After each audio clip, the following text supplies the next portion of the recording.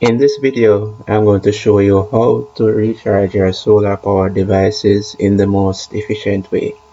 As you can see, I have my solar powered device right here and it's at a particular charge level. I'm going to place it in the sun for some time and we're going to see how long it takes for this solar powered device to be fully recharged.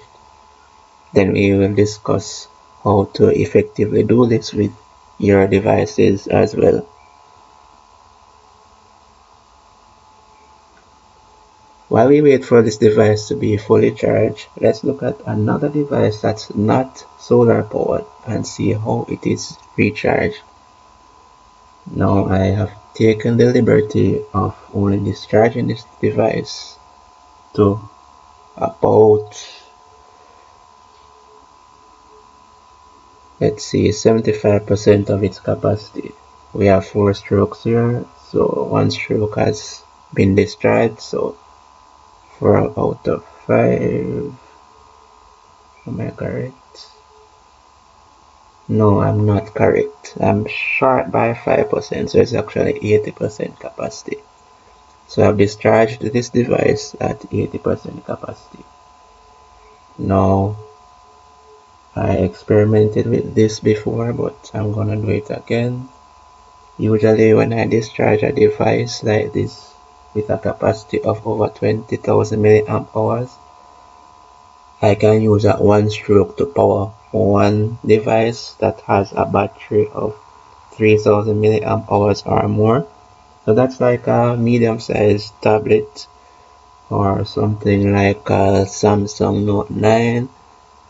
I can power that device for over 9 hours.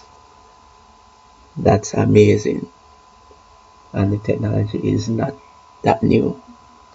So that goes to show you that with a little bit of information you can stretch the capacity of certain devices to carry you throughout most if not all of the day. Now let's get back to our solar powered device.